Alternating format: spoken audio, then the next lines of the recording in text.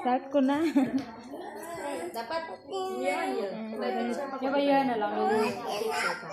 Hindi lang, video na lang.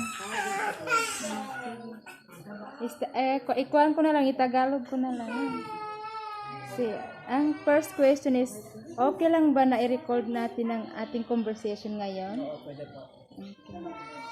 Next, what is your name? Noel. Noel.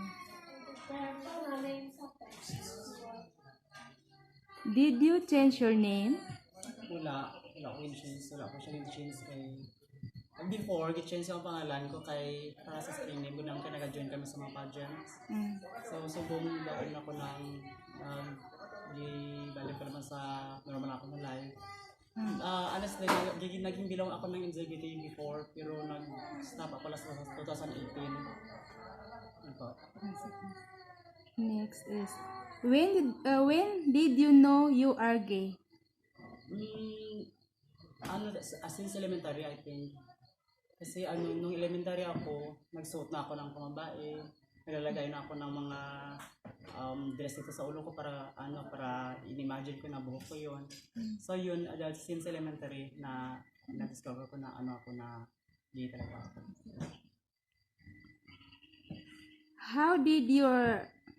How did you come out? Paano mo nilabas yung pagiging ka? Yung cross-dresser kasi ako. So nilabas ko siya parang feeling ko babae ako that time. Yun. Paano ko siya nilabas?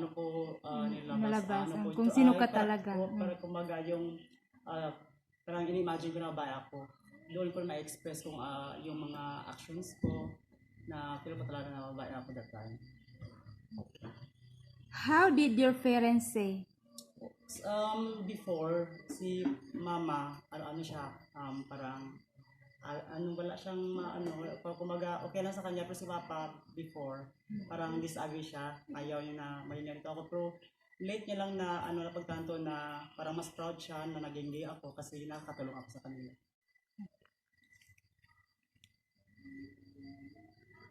Are you happy on your identity? Yes po, sobrang happy.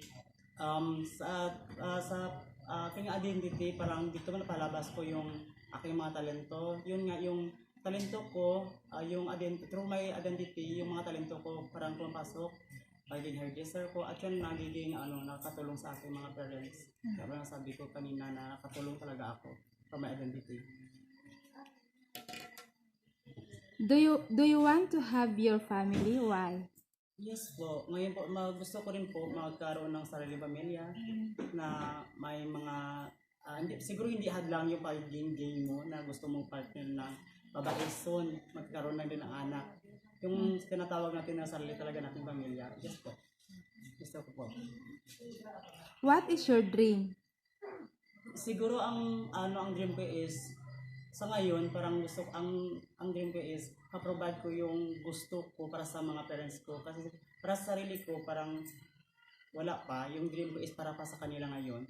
So kung ma-sustain ko, ma-provide ko yung mga needs nila or yung dream ko para sa kanila, siguro okay na ako doon sa ngayon. Last question.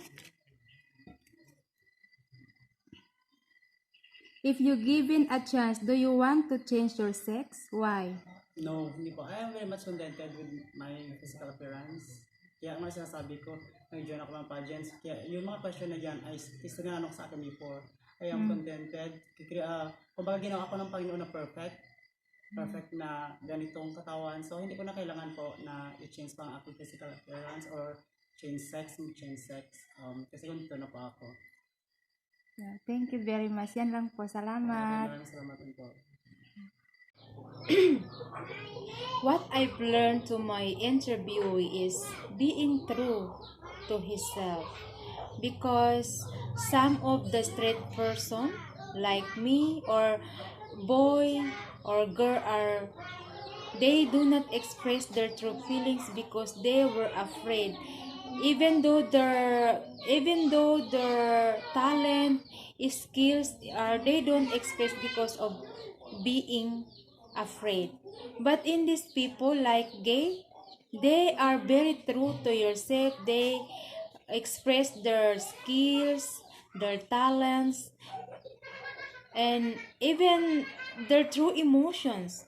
They can express, but and that is the thing that I've learned to them is being true, or being true to yourself, or being true to himself.